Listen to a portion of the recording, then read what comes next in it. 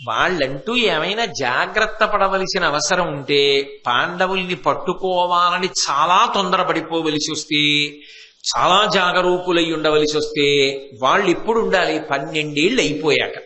ఈ లోపల ఎక్కడున్నారు అంటే అడవిలో ఉంటారు. ఇవాళ అడవిలో ఉంటారు, మహా అయితే ఓ 3 నెలలు పోయాక పక్క అడవిలో పెడతారు, ఇంకో 3 నెలలు పోయాక ఆ పక్క అడవిలో పెడతారు. అంతే కదా వాళ్ళు చేస్తారు. వీళ్ళ గూఢచారులు చెప్పరేంటి, ఎక్కడున్నారంటే బలానా వనంలో ఉన్నారు, ఇంకో వనంలో ఉన్నారు, ఇంకో సరోవరం దగ్గర ఉన్నారు అన్న మాట చెప్తూనే ఉంటారు. వాళ్ళకి తెలుస్తూనే ఉంటుంది. 12 ఏళ్ళు ఇంకా పాండవుల గురించి పట్టించుకోకుండా పరమ సంతోషంగా కాలం గడిపేయచ్చు. మధ్యలో వెనక్కి వస్తారేమో అన్న బెంగే లేదు. ధర్మరాజు గారి ధర్మమే అడ్డు. ధర్మరాజు గారి ధర్మం విషయంలో అందరికన్నా ఎక్కువ నమ్మకం కౌరవులకి.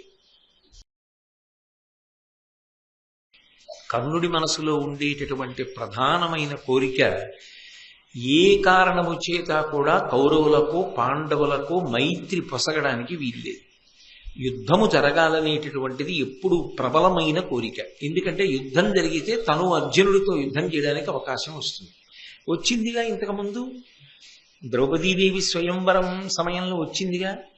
కానీ ఆయన ఏమంటాడంటే, అప్పుడు నేను అర్జునుడిని తెలుసుకోలేకపోయానుగా, అర్జునుడిని తెలిసి ఉంటే నేను చేసే యుద్ధం ఇంకొకలా ఉండేది, కాబట్టి తెలియలేదు కాబట్టి నేను యుద్ధం ఇంకొకలా చేశాను, కాబట్టి ఇప్పుడు నాకు ఇంకొక అవకాశం కావాలి. అర్జునుడితో యుద్ధానికి అవకాశాన్ని కల్పించుకోవడం కోసం దుర్యోధనుణ్ణి వాడుకుంటూ ఉంటాడు.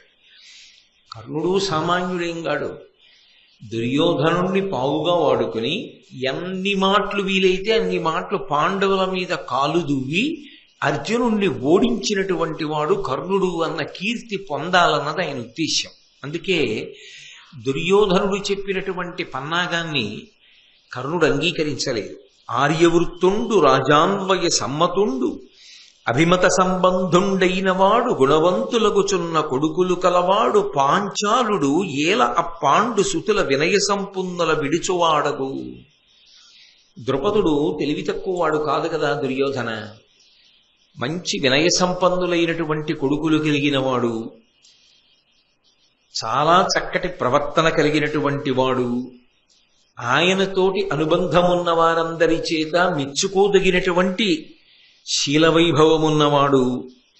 అటువంటి వాడు ఆ 5 పాండవుల్ని ఏ కారణానికి దూరం చేసుకుంటాడు? ఎందుకు దెబ్బలాట వస్తుంది? ఏదో లేకి మనస్తత్వం ఉన్నవాడైతే ఏ చిన్న కారణానికో చటుక్కుని యుద్ధానికి వెళ్ళిపోతాడు, లేకపోతే వాళ్ళని విడిచిపెట్టేస్తాడు, వాళ్ళతో దెబ్బలాడతాడు అనుకోవచ్చు. అంత సంస్కార రాహిత్యం ఉన్నవాడు ద్రుపదుడు కాడు కదా. అయినప్పుడు ద్రుపదుడు అసలు పాండవుల్ని విడిచిపెట్టేయడం అన్న సమస్య ఎందుకు ఏర్పడుతుంది? పైగా అల్లుళ్ళని ఏ కారణానికి వదిలిపెడతాడు? ఇక పాండవులి 5 మధ్య భార్యా సంబంధమైనటువంటి విభేదాన్ని కల్పించాలని నువ్వు అనుకుంటున్నావు.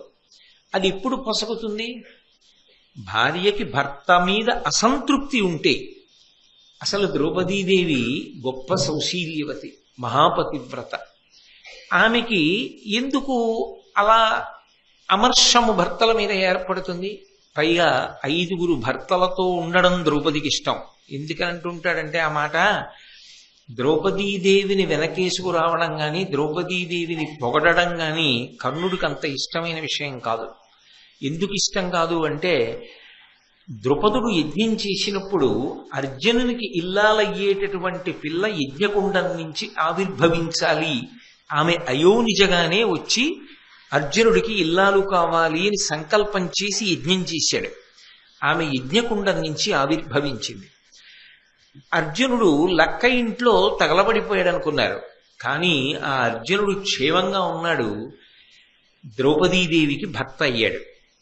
ఆ ద్రౌపదీదేవిని స్వయంవరంలో తాను భార్యగా చేసుకోవాలని మత్స్యయంత్రం కొట్టడం కోసం ధనస్సుని ఎక్కుపెట్టే ప్రయత్నంలో ఒక వెంట్రుకంతా కూడా అసలు ఆ వింటినారిని ఎక్కించలేక విఫలమైన వాడు కర్ణుడు. అర్జునుడి పట్ల ఉన్నటువంటి అసూయకి కారణాల్లో ఒకటి, తాను స్వయంవరంలో విజయం సాధించలేకపోయాడు, అర్జునుడు విజయం సాధించాడు. ద్రౌపదీదేవి అర్జునుడిని ప్రధానంగా చేసుకుని ఇల్లాలి. ఎందుకంటే మరి మత్స్యంత్రం కొట్టినవాడు ఆయన. కానీ ఆమె మాత్రం ఎప్పుడూ అర్జునుడి పట్ల అలా ఎక్కువ ప్రీతి, మిగిలిన వారి పట్ల తక్కువ ప్రీతి అలా ప్రవర్తించింది అని భారతంలో అంత తేలికగా చెప్పడం కుదరదు. ఎక్కడో తరువాతి కాలంలో ధార్మికమైన ఓ నిర్ణయం ఈ స్వర్గారోహణ పర్వం లాంటి చోటో ఎక్కడో ఓ చోట కనపడితే కనపడచ్చు. అటువంటి ద్రౌపదీదేవి భర్తల పట్ల అమర్ష భావన ఎందుకు పొందుతుంది? అసలు ఎలా దెబ్బలాట పెడదాం అనుకుంటున్నావు? కాబట్టి నువ్వు అనుకుంటున్నావు, కానీ దెబ్బలాట పెట్టడం అనేటటువంటిది ఎటువంటిది అంటే, దెబ్బలాడే స్వభావం ఉంటే దెబ్బలాట పెట్టడం తేలిక. ముందు ఆ గుల్లతనం యువతల వారికి ఉండాలి. ఆ మనసుకి గుల్లతనం ఉందనుకోండి. ఇప్పుడు చెదపురుగు ఉంది. చెదపురుగు ఇనప ఊచలోకి వెళ్ళగలదా?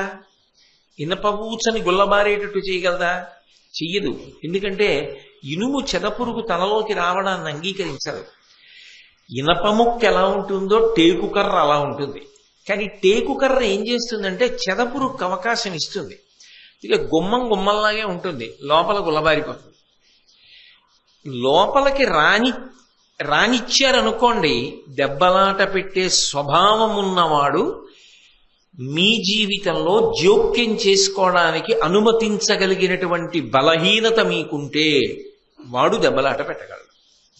అలా అనుమతించగలిగిన బలహీనత మీకు లేకపోతే, మీరు పరిణతితో ఎంత దూరంలో ఉంచాలో అంత దూరంలో ఉంచగలిగితే వాడు మీకు ఎలా దెబ్బలాట పెడతాడు? ఏదా సాన్నిహిత్యం ఏది? అసలు ఆయన గురించి మీరు పట్టించుకోరు. ఆయన స్వభావాన్ని దృష్టిలో పెట్టుకుని ఎంత దూరంలో ఉంచాలో అంత దూరంలోనూ ఉంచేస్తారు. ద్రౌపదీదేవి అంత తేలికగా భర్తల పట్ల అమర్షమును పెంచుకునేది కాదు అని ఊరుకుంటే ఒకెత్తు. 5 భర్తలతో కలిసి ఉండడం ఆవిడికి కూడా చాలా ఇష్టం. కొంచెం ఆ మాట అదోలా లేదు. అంతకన్నా నాకు ఆ పద్యంలో ఉన్నటువంటి ఒక పాదం గురించి, కర్ణుడి అభిప్రాయం గురించి అసలు వ్యాఖ్యానం చేయడం కూడా నాకు ఇష్టం లేదు. అందుకని నేను అది చదివి వదిలిపెట్టేస్తానంతే. ఎన్నడయ్యో ఒక్క సతికి పతులు పెక్కండ్రు రగుటిది సతుల కోర్కిగాన, అది కర్ణుడి అభిప్రాయం. అంత అన్యాయంగా లోకంలో ఎక్కడ ఎవరు మాట్లాడరు. కాబట్టి ద్రౌపదీదేవి భర్తల పట్ల అమర్షమును పెంచుకుంటుంది అని నువ్వు ఎలా నమ్ముతున్నావు దుర్యోధన?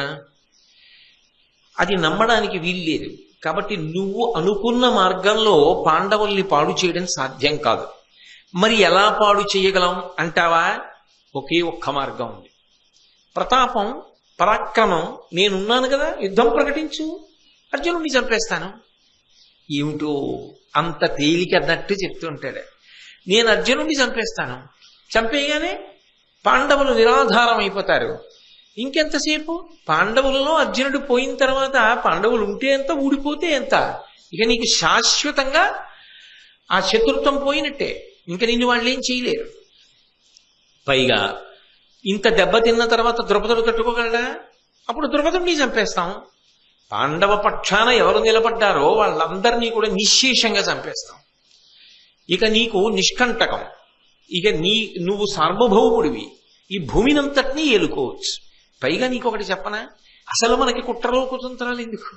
అదో విచిత్రమైన మాట.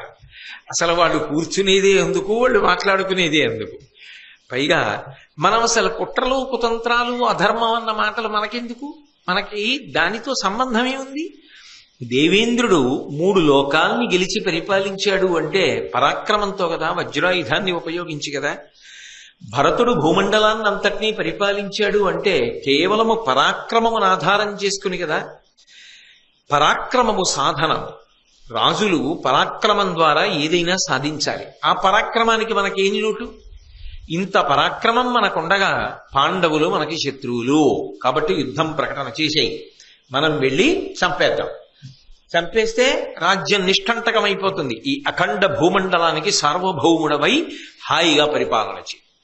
అంటే దుర్యోధనుడు అన్నాడు కొద్దిగా ఆలోచించి, గాట్పుచూలి పిరుదు కావంగా అర్జును నోర్వ నమరులైన నోపరాజి అతడు నిహతుడగును అశ్రమంబున పార్థునొక్కరుండ కర్ణుడు ఒరువనోపు. కర్ణుడా, యుద్ధం చేద్దాం యుద్ధం చేద్దాం యుద్ధం చేద్దాం అంటున్నావు, కానీ ఆ యుద్ధము వలన మనకి అంత తేలికగా ఫలితం అనుగూడుతుంది అని నేను అనుకోవట్లేదు. ఎందుకు అనుకోవట్లేదంటే, గాట్పు చూలి పిరుదు కావంగా, గాట్పు అంటే గాలి, గాలి చూలి అంటే గాలి యొక్క కొడుకు వాయుపుత్రుడైనటువంటి భీముడు వెనకాతల నిలబడి ఉండగా అర్జునుడికి అసలు అర్జును నోర్వ నమరులైన లోపరాజి, ఇదే కర్ణుడికి ఇష్టం ఉండదు. దేవతలందరూ కట్టకట్టుకొచ్చినా సరే అర్జునుడిని గెలవడం సాధ్యం కాదు. అర్జునుడిని దేవతలు కూడా గెలవలేరయా అన్నాడు అనుకోండి, కర్ణుడు ఒప్పుకుంటాడా? ఒప్పుకోడు. తన స్వాభిమానం తనది దుర్యోధనుడికి. అందుకని ఆయన అన్నాడు, భీముడు అర్జునుడి వెనక ఉండగా అర్జునుడిని ఎవరూ ఓడించలేరు దేవతలు కూడా. అంటే ఇప్పుడు భీముడిని ఎవరు చంపాలి? ఆయన ఉద్దేశంలో ఈయన చంపేయాలి. అందుకని వీళ్ళిద్దరూ ఎంత గొప్పగా ఆలోచన చేస్తారంటే, నేను భీముడిని చంపేశాననుకో, అర్జునుడిని నువ్వు చంపేయడం ఏముంది, చాలా తేలిక. కాబట్టి అతడు నిహతుడగుడు ఆ భీముణ్ణి చంపేస్తే అశ్రమంబున పార్థునొక్కరుండ కర్ణుడోర్వనోపు. అర్జునుణ్ణి పడగొట్టేయడం అప్పుడు కర్ణుడికి పెద్ద లెక్కల విషయం కాదు, పడగొట్టేసేయచ్చు. కానీ అసలు యుద్ధానికి వెళ్ళాలి అంటే ధృతరాష్ట్రుడు ఒప్పుకోవాలిగా. ధృతరాష్ట్రుడు ఒప్పుకోవాలి అంటే మంత్రి విదురుడు ఒప్పుకుంటాడా? భీష్మద్రోణులు ఒప్పుకుంటారా? వీళ్ళెవ్వరూ ఒప్పుకోకుండా మనం యుద్ధానికి ఎలా పెడతాం? పాండవుల మీద నాకున్న అక్కసు చెప్పగలను మా నాన్న దగ్గర, కానీ మా నాన్నకు బలహీనత ఉంది. విదురుణ్ణి పిలుస్తాడు ప్రతిదానికి. పిలిచి మంత్రి విదురుణ్ణి అడుగుతాడు. విదురుడు పాండవ పక్షపాతి. వాళ్ళ జోలు నీకెందుకు, వాళ్ళతో యుద్ధం ఎందుకు, వాళ్ళ రాజ్యం వాళ్ళకి ఇచ్చేయి అంటాడు. ఇంకెక్కడ యుద్ధం చేస్తాం? ఎలా జరుగుతుంది? పైగా భీష్మద్రోణులు ఒప్పుకుంటారా? అయినా నువ్వు అన్నావు కదా, మా నాన్న దగ్గరికి వెళ్ళి ఏడుస్తా. నాన్న, నేను తట్టుకోలేను పాండవులు వృద్ధిలోకి వస్తే. వాళ్ళు పాడైపోయారనుకుని ఇన్నాళ్ళు సంతోషంగా ఉన్నా, వాళ్ళు సంతోషంగా ఉన్నారని నాకు ఇప్పుడు తెలిసింది. కాబట్టి నాకు ఏడుపు తప్ప ఇంకేం మిగులుతుంది? కాబట్టి నాకు సంతోషం కలగాలంటే పాండవులు పాడైపోవాలి. పాండవులు పాడైపోవాలంటే యుద్ధానికి వెళ్ళాలి. కాబట్టి నువ్వు నాకు అనుమతిని, నువ్వేం చేసుకుంటావో, విదురుణ్ణి ఏం చేసుకుంటావో, భీష్మద్రోణుల్ని ఏం చేసుకుంటావో, ఏం చెప్పుకుంటావో చెప్పుకుని నాకు సమ్మతిని, ఆ సమ్మతినిస్తే యుద్ధ ప్రకటన చేస్తా అని మా నాన్నతో చెప్తా. అంటే సాధారణంగా కర్ణుడు చెప్పినటువంటి మాట దుర్యోధనుడు కాదు అని అనడు. ఆ కర్ణుడి మీద దుర్యోధనుడికున్న అభిమానం అటువంటిది. కర్ణుడికున్నటువంటి బలహీనత ఏమిటంటే, కర్ణుడెప్పుడూ కూడా కౌరవులకు పాండవులకు మధ్య సంధి జరగడాన్ని అంగీకరించాడు. వాళ్ళిద్దరూ కలిసి ఉండడం కర్ణుడికి ససేమిరా ఇష్టం ఉండదు. ససేమిరా కర్ణుడికి ఎందుకు ఇష్టం ఉండదు అంటే, అర్జునుణ్ణి తాను ఓడించగలిగిన అవకాశం ఎలా వస్తుంది? వీళ్ళిద్దరూ కలిసిపోతే అన్నదమ్ములు 105 మంది కలిసిపోయారనుకోండి, ఇంకా యుద్ధం ఎందుకు అసలు?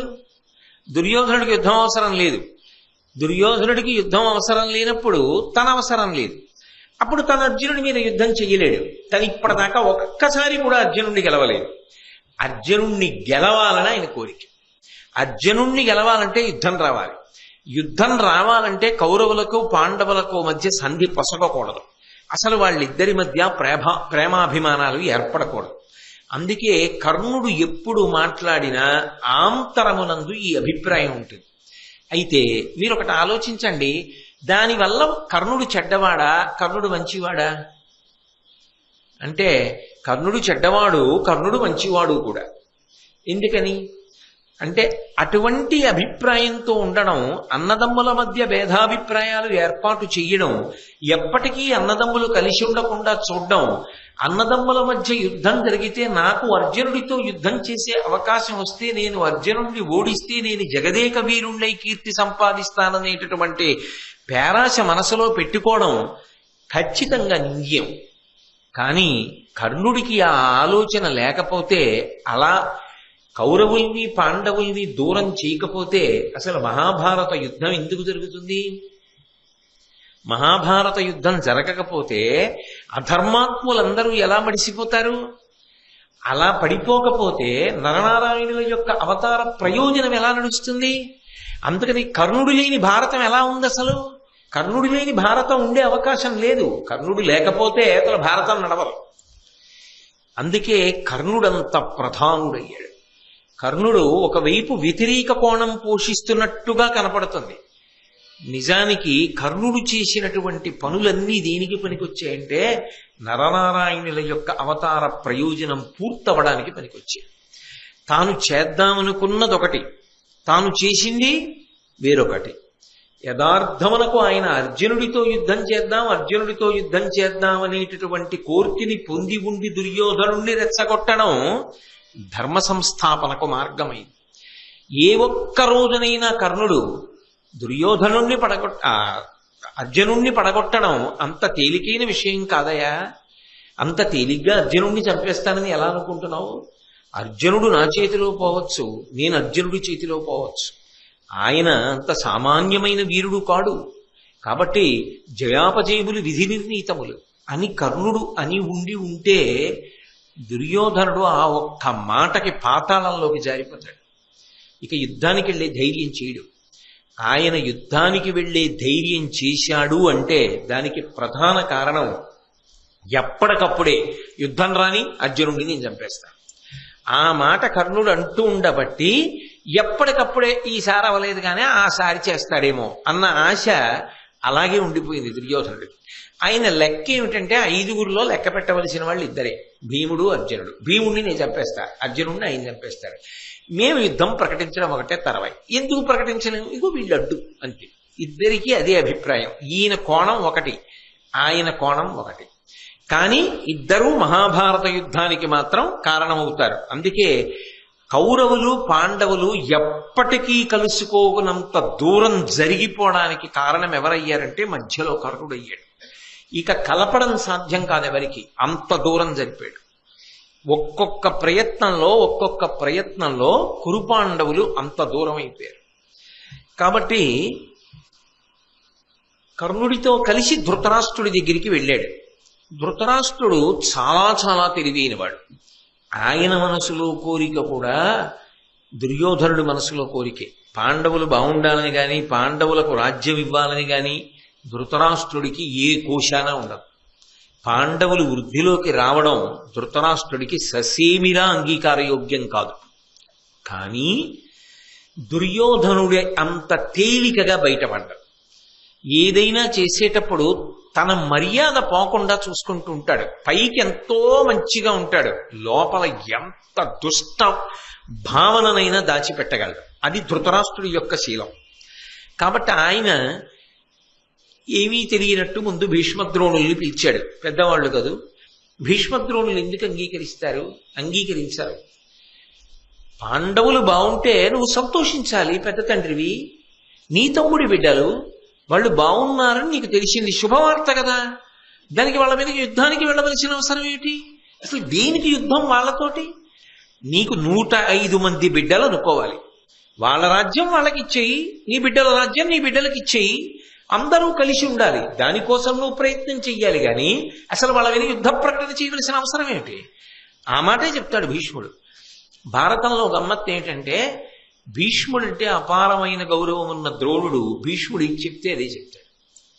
కాబట్టి భీష్మద్రోణులు అంగీకరించారు. భీష్మద్రోణులు అంగీకరించనిది విదురుడు అంగీకరించారు.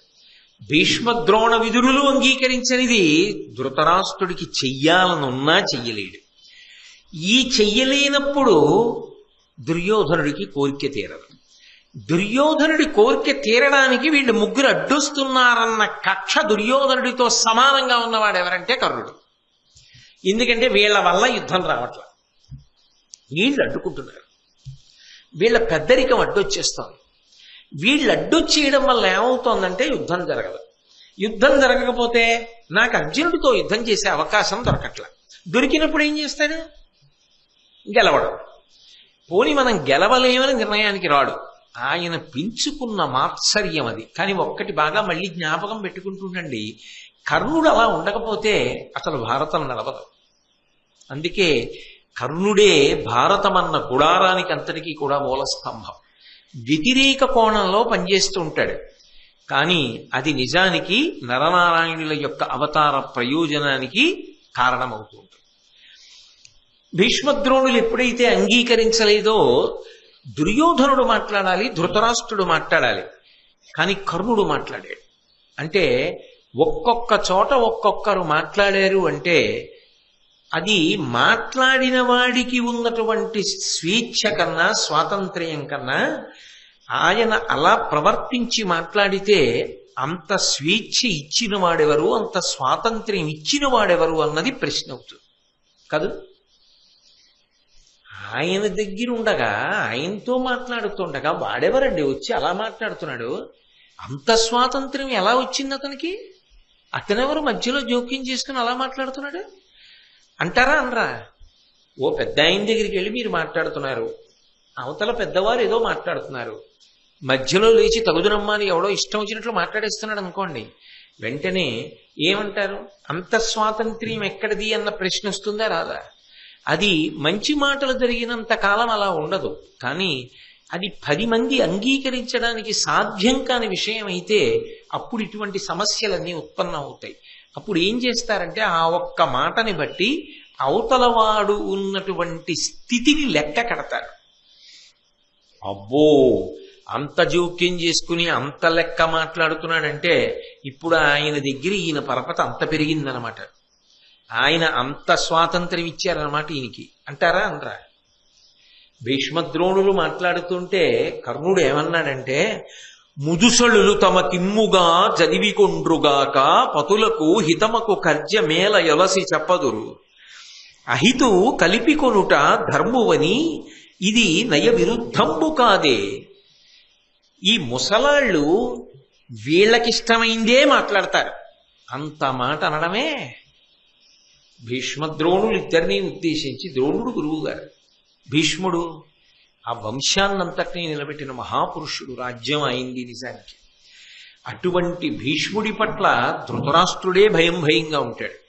పైగా భీష్ముడు అంటే సామాన్యుడా, ఎంతటి మహానుభావుడు, కృష్ణుడంతటి వాడు అంత గౌరవించాడు. అంటే ఒకటి గౌరవించాలి అన్న మాట అవతల వారిని బట్టి ఉండదు, గౌరవించడం అన్నది యువతల వారి సంస్కారాన్ని బట్టి కూడా ఉంటుంది.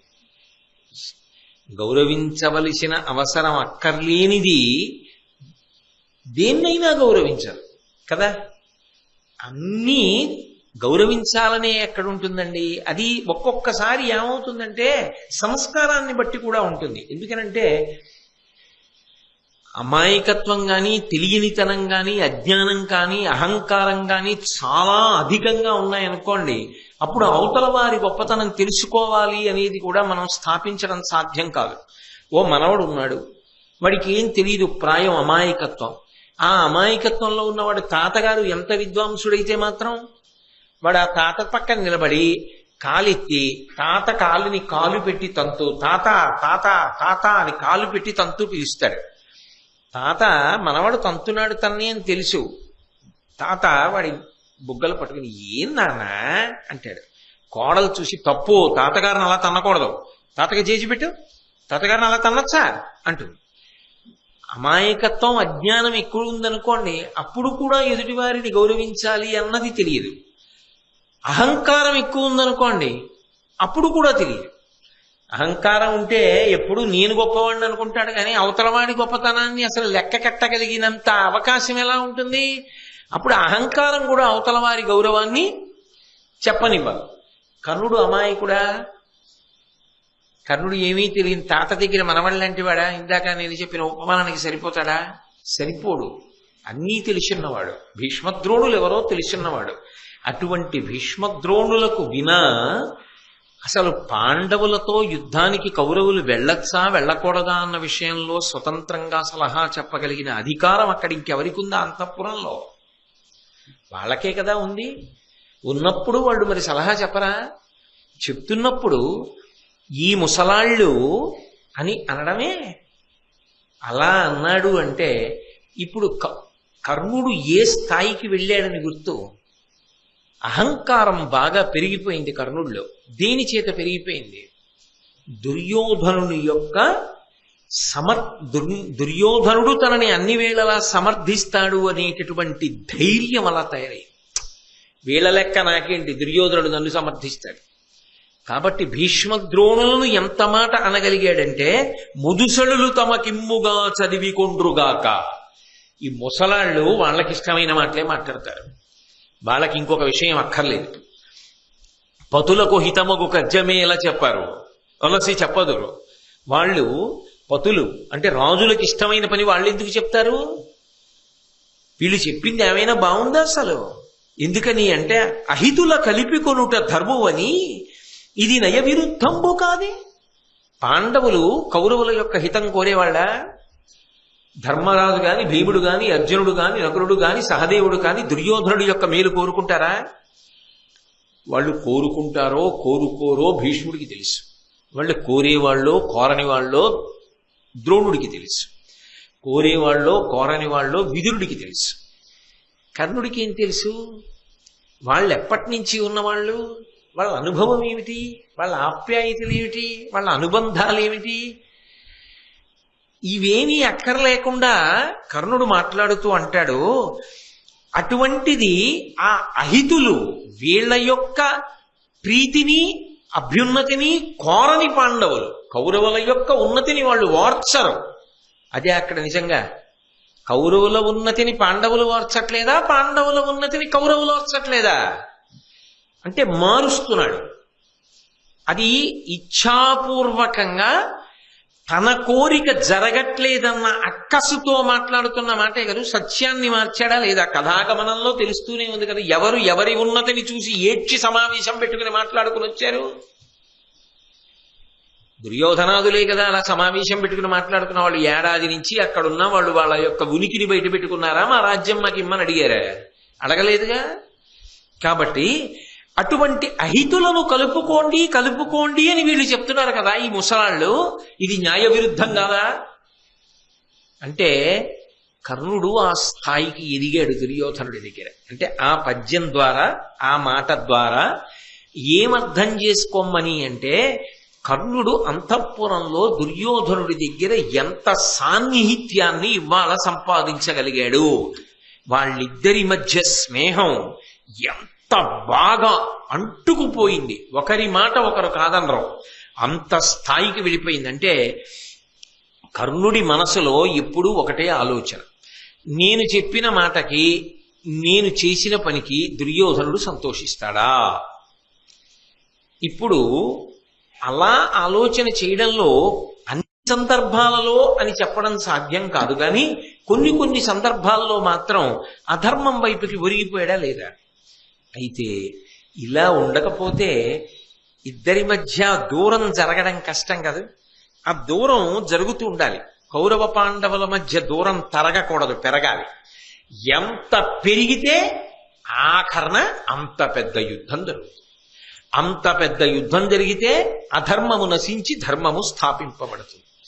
ఇప్పుడు ఒక రకంగా చూస్తే కర్ణుడు ఒక మహాప్రయోజనాన్ని సాధిస్తున్నాడా లేదా? కృష్ణార్జునులకు సాధిస్తున్నాడు. కానీ తెలిసి సాధించాడా? ఇది చేద్దాం అనుకుని సాధించాడా? అలా అనుకుని సాధించలేదు. సాధించకపోయినా ఆయన చేస్తున్న దాని వల్ల కట్టకడపటి ప్రయోజనం మాత్రం అది. కాబట్టి ఈ మాటలు అన్న తర్వాత భీష్మద్రోణులు అంగీకరించలేదు, విదురుడు అంగీకరించలేదు. చిట్ట చివరికి భీష్మద్రోణుల్ని విదురుణ్ణి కాదని ధృతరాష్ట్రుడు మనసులో ఉన్నా చెయ్యలేడు. అందుకని పాండవుల దగ్గరికి విదురుణ్ణి పంపించి కబురు చేశాడు. పాండవులు వచ్చారు, కొంతకాలం హస్తినాపురంలో ఉన్నారు. ఉన్న తర్వాత కృష్ణుడి సమక్షంలో అర్ధరాజ్యాన్ని విభాగం చేసి ఇంద్రప్రస్థాన్ని రాజధానిగా చేసుకుని పరిపాలించుకోమని పాండవులకు ఇచ్చాడు. ఇచ్చిన తరువాత కొంతకాలానికి కృష్ణ పరమాత్మ యొక్క అనుగ్రహ విశేషం చేత దానవశిల్పి అయినటువంటి మయుడు అద్భుతమైన రాజధాని నగరాన్ని నిర్మాణం చేసి దానితో పాటుగా మయసభని కూడా నిర్మించి ఇచ్చాడు. పాండవులు రాజసూయాగం చేశారు. అంత ఉన్నతికొచ్చి అంతమంది రాజుల్ని ఓడించడం, ప్రత్యేకించి అర్జునుడు ఉత్తర దిక్కుకు వెళ్లి ఎందరో రాజుల్ని ఓడించి అపారమైన ధనరాశుల్ని తీసుకొచ్చి అన్నగారికి ఇచ్చి అన్నగారితో రాజసూయం చేయించాడనేటటువంటి కీర్తిని కర్ణుడు తట్టుకోలేకపోయాడు.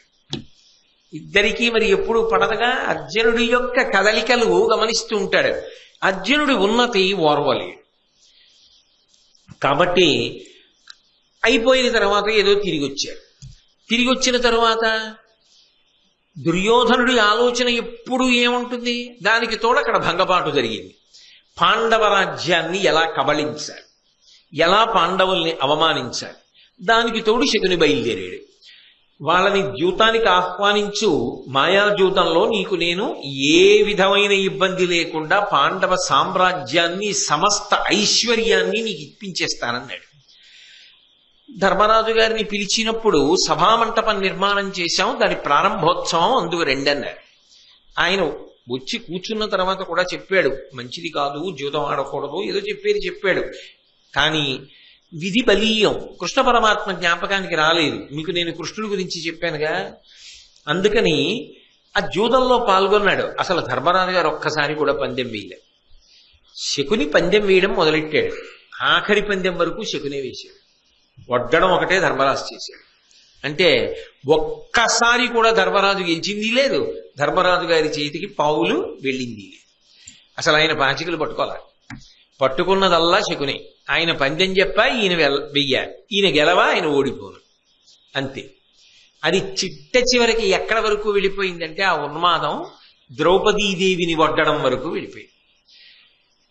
ఆ ద్రౌపదీదేవిని వడ్డడం, ద్రౌపదీదేవి దగ్గరికి ప్రాతికామిని పంపించడం, నన్నోడి తన్నోడెనా, తన్నోడి నన్నోడెనా అని ఆమె ప్రశ్న వెయ్యడం, సభలోకి వచ్చి ప్రాతికామి చెప్పడం, ఆవిడనే రమ్మను అని కబురు చేయడం, ఆవిడ్ని తీసుకురావడం, తీసుకొచ్చిన తరువాత సభలో ఉన్నటువంటి పరిస్థితిని చూసి ఉద్విగ్నురాలై ఆవిడ ధృతరాష్ట్రుడి పక్కన నిలబడిన తరువాత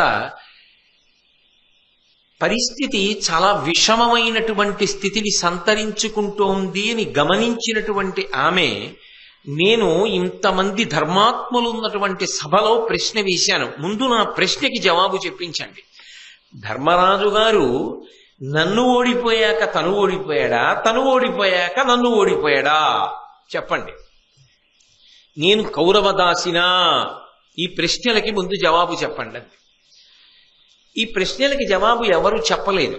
భీష్మాచార్యుల వారు చెప్పలా, ద్రోణుడు చెప్పలా, ధర్మరాజు చెప్పలా, ఎవరూ చెప్పలా. కానీ దుర్యోధనుడి సోదరుడు వికర్ణుడు మాత్రం లేచాడు. ధైర్యంగా లేచి ఆయన చెప్పాడు, మహాపతివ్రత, ఆమె ప్రశ్న వేస్తోంది. ఆమె ధర్మరాజు గారికి ఒక్కతికే పత్ని కాదు, 5 పాండవులకు ఇల్లాలు. అయినప్పుడు ధర్మరాజు ఎలా ఒడ్డుతాడు ఆవిడ్ని? కాబట్టి ఇది అధర్మజూతం, ఆమెని మీరు గెలుచుకున్నట్టు కాదు. వికర్ణుడు ఒక్కడే సభలో ద్రౌపదీదేవిని సమర్థిస్తూ మాట్లాడినప్పుడు ఎవ్వరూ మాట్లాడలేదు. అది ఏమో వికర్ణుడు చెప్పిన తరువాత వికర్ణుణ్ణి ఖండన చేయకపోయినా, వికర్ణుణ్ణి నువ్వు నోరు మూసుకుని కూర్చో అనకుండా ఉన్నా ఇంకా వికర్ణుడు ఏం మాట్లాడినావు. తర్వాత విదురుడు ఎటు మాట్లాడతాడు. ఆ తర్వాత సభలో వాతావరణం ఎలా ఉండునో ఇది గమనించాడు కర్ణుడు. వికర్ణుడు తాను ఏ దుర్యోధనుడికి సోదరుడో ఆ దుర్యోధనుడినే వ్యతిరేకిస్తూ మాట్లాడడం కర్ణుడికి జీర్ణం అవ్వలేదు. అసలు నిజానికి వికర్ణుడిని వ్యతిరేకించవలసిన వాడు దుర్యోధనుడు. కానీ ఎవరు వ్యతిరేకించారు అంటే కర్ణుడు వ్యతిరేకించాడు. ఎందుకు వ్యతిరేకించాడు అంటే సభలో ఆనుకూల్యత ఏర్పడ్డం గాని, అనుకూలమైన వాతావరణం ఏర్పడ్డం గాని, ఏ గొడవ లేకుండా సమసిపోవడం కానీ, ఇద్దరూ జుత్తు పట్టుకునేటటువంటి సందర్భం ఏర్పడకుండా ఉండడం కానీ కర్ణుడికి ఇష్టం ఉండదు. కర్ణుడికి యుద్ధం కావాలి. అందుకే వెంటనే వికర్ణుణ్ణి ఉద్దేశించి ఒక మాట అన్నాడు, ఎల్లవారు నిరుగనొల్లని ధర్మువు బేల నీకు చెప్పనేలవలసే, చిరుతవానికింత తరుసంటి పలుకులు సన్ని వృద్ధజనములున్న చోట. మూఢుడా, ఇంతమంది పెద్దవాళ్ళు సభలో ఉన్నారు, భీష్మద్రోణాదులు, ఇంతమంది పెద్దలు ఉన్న చోట వాళ్ళు చెప్పాలి ధర్మం గురించి. నువ్వెవడివి? చిన్న కుర్రవాడివి. పెద్ద ధర్మం తెలిసిన వాళ్ళ నువ్వు మాట్లాడతావేమిటి? వాళ్ళు మాట్లాడాలా, నువ్వు మాట్లాడాలా? మరి భీష్మద్రోణుల్ని పట్టుకుని ఈ ముసలాళ్ళు అని తన్నన్నప్పుడేమైంది ధర్మం? అంటే దేనికి వాడుకుంటూ ఉంటాడు ఎప్పుడు అంటే కురుపాండవుల మధ్య దూరం పెరగాలి, యుద్ధం రావాలి, దానికోసమే. అంతేగాని నిజంగా పెద్దరికం ఇచ్చి మాట్లాడేవాడైతే ఆ రోజున ఈ మాట అనకూడదుగా. భీష్మద్రోణులు మాట్లాడినప్పుడు ఇందాక నేను చెప్పిన మాట. ఇప్పుడు వికర్ణుణ్ణి కూర్చోపెట్టేయడానికి మాత్రం సభలో ఇంతమంది పెద్దలు ఉంటే తగుదునమ్మా, నేనే పెద్దవాడిని, నువ్వు ఎలా మాట్లాడుతున్నావు? నువ్వు మాట్లాడడానికి వీలు లేదు. కాబట్టి నీకు తగిన స్థాయిలో నువ్వు మాట్లాడు, కూర్చో ఒక్కటి జ్ఞాపకం పెట్టుకోండి, ఒక సమస్యని సమస్యగా పరిష్కరిద్దాం అనుకున్న వాళ్ళు బయలుదేరితే సమస్య పరిష్కారం అవుతుంది. అసలు ఎందుకు పరిష్కారం అవుతుంది అంటే, నేను చెప్పిన మాట ఒక గంభీరమైన మాట చెప్తాను, బాగా జ్ఞాపకం పెట్టుకోండి. ఈ ప్రపంచంలో పరమేశ్వరుడు సృష్టించనిది, అసలు ఈశ్వర సృష్టిలో లేనిది ఏదైనా ఉంటే సమస్య. ఆయన సమస్యకు సృష్టికర్త కాడు, ఆయన సమస్యలను సృష్టించలేదు. సమస్యకి సృష్టికర్త ఎవడు అంటే మనుష్యుడే. ఆయన నీ ప్రతి వాడికి ఏదో ఒక సమర్థతనిస్తాడు, ప్రతివాడు బతకడానికి ఏదో అవకాశం ఇస్తాడు, నువ్వు ఇలా ఉండు అంటాడు. కానీ మనస్సని ఒకటి ఉందే, దాని తమాషా, ఇవాళ బాగుంటుంది, రేపు వాడంటే ఇష్టం ఉండదు, ఎల్లుండి ఇంకోడంటే ఇష్టం ఉండదు, ఇప్పుడు బాగుంటుంది, కాసేపు ఆగి బాగుండదు. సమస్యలన్నిటికీ సృష్టికర్త మనుష్యుడే. మనిషి సమస్యని సృష్టించుకుని ఆ సమస్య నుంచి తాను బయట పడలేకపోతే నింద ఈశ్వరుణ్ణి చేస్తుంటాడు. ఏం చేశాడండి నాకు అంటాడు. అసలు ఆయన కాదుగా సృష్టికర్త. సమస్యకి సృష్టికర్త ఈశ్వరుడు కానే కాడు, సమస్యకి సృష్టికర్త మనుష్యుడే. ఎందుకని అంటే ఒక్క మాట చెప్తున్నాను, దేన్నైనా సరిపెట్టేసుకోగలిగితే వాడికి సమస్య లేదు. శంకరులు అంటారు, కోపీనవంత కలు భాగ్యవంత అంటారు, సర్దుకుపోయే లక్షణం అంటారు చూడండి పెద్దవాళ్ళు. వాడికి సమస్య ఏది? వాడు ప్రశాంతంగానే ఉంటాడు వాడు. కానీ ఓ సమస్య వచ్చిందనుకోండి, రాకుండా ఎలా ఉంటుంది? సమస్యలన్న తర్వాత వస్తాయి. ఈశ్వరుడు సృష్టికర్త కాడు అని నేను అన్నంత మాత్రం చేత నాకే సమస్యలు ఏమీ లేవని చెప్పగలిగినంత ధైర్యం నీ చేయలేరు. ఎందుకని అంటే నాకు ఓ మనసు ఉంది కదా, ఉన్నప్పుడు సమస్య లేకుండా ఎలా ఉంటుంది? ఏదో సమస్య వస్తుంది. అయితే జ్ఞాపకానికి వచ్చినప్పుడు జాగ్రత్త పడుతూ ఉంటాం. దాని యందు స్థిరమైన ప్రజ్ఞ రావడం కోసం భారతం పట్టుకోవడం. నిజానికి వింటున్న వాళ్లలో నన్ను దాటిపోయిన మహాత్ములు ఎంతో మంది ఉండొచ్చు. అసలు ఏ సమస్య మనసులో లేకుండా ప్రశాంతంగా ఉండగలిగిన వారు ఉండొచ్చు. వాళ్ళు ఏదో వింటున్నట్టుగా కూర్చుంటారు వాళ్ళ పెద్దరికంతో. అటువంటి అధికులు ఉంటారు సభల్లో. కానీ ఏదో చెప్తూ వేదిక మీదకి ఎక్కినందుకు ఏదో నేను గొప్పవాణ్ణి అనుకోకూడదు. సభలో ఎంతమంది ఉన్నారో నాకన్నా ఉన్నతులు. నిజంగా చెప్పాలి అంటే మీ అందరి తర్వాత ఆఖరి పేరు ఎందుకైనా మంచిదని 4 గీతలు పెట్టిన తర్వాత నా పేరు రాస్తారు. మర్చిపోయామేమో ఇంకో 4 ఉండే ఉంటారు వీడికన్నా పెద్దలని. కాబట్టి సమస్య ఏర్పడినప్పుడు సమస్యని పరిష్కరించడానికి చిత్తశుద్ధితో ప్రయత్నించారనుకోండి, అది వేరు. పరిష్కరింపబడిందా పరిష్కరింపబడలేదా వేరు. కానీ సమస్యని పరిష్కరించడం కన్నా సమస్య పరిష్కారానికి ప్రయత్నిస్తున్నట్టుగా ఉండి సమస్యని పెంచడం మనసులో ఉందనుకోండి, అది పెద్ద ప్రమాదం. అది సమస్యని జటిలం చేస్తుంది. వాడక్కడ కూర్చున్నది ఏమిటి? సభలో సభ్యత్వం ఉన్నది అన్న మాటకు అర్థం ఏమిటి? కొంత మర్యాదతో మాట్లాడతాడు, సమస్యల పరిష్కారానికి కూర్చున్నాడు అని గుర్తు. కానీ వాడే సమస్యకి సృష్టికర్త అయితే, వాడే సమస్యని పెంచి పెద్ద చేసేవాడైతే ఎంత ప్రమాదం వైపుకెడుతుంది? ఇక్కడ వచ్చింది ఆ ఇబ్బంది. వికర్ణుడు పరిష్కారం కోసమని ఇది ధర్మము కాదు, ఇలా ఎందుకు చేస్తారంటున్నాడు. ఏమో ఏమై ఉండేదో, ఆయన మాట విని విదురుడు మాట విని ఏదో చేస్తే ఏమో ఆ రోజు ఏమై ఉండేదో. పాండవ కౌరవుల మధ్య అంత దూరం జరిగిపోవలసిన అవసరం ఉండేది కాదేమో. కానీ వికర్ణుణ్ణి నోరు మూసు కూర్చో అని కూర్చోబెట్టేసిన వాడు ఎవరు అంటే కర్ణుడు కూర్చోబెట్టాడు.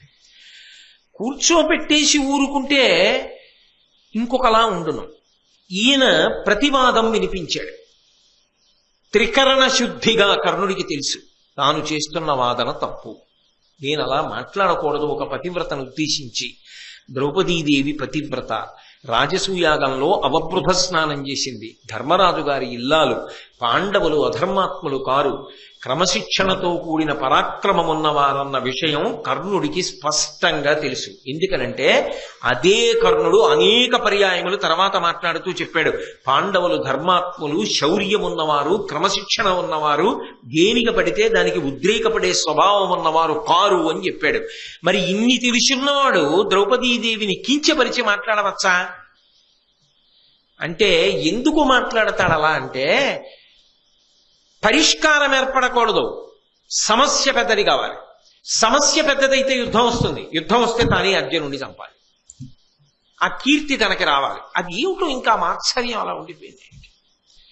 దాన్ని దాటలేకపోయాడు.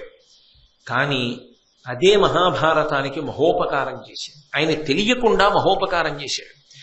కాబట్టి ఇప్పుడు అన్నాడు అందరి ముందు, ఏమిటి ఈ వికర్ణ నువ్వు మాట్లాడుతూ అధర్మంగా జయింపబడింది అధర్మంగా జయింపబడింది అంటావేమిటి? ధర్మాత్ములైన వారు సభలో ఎందరో ఉన్నారు, భీష్మద్రోణాదులు. వీళ్ళందరూ చూస్తుండగా పందెం ఒడ్డిన వాడు ధర్మరాజు. ధర్మరాజు కన్నా ధర్మాత్ముడిగా అనుకుని, నీకు తెలుసా ధర్మం? ధర్మరాజు ఒడ్డాడు.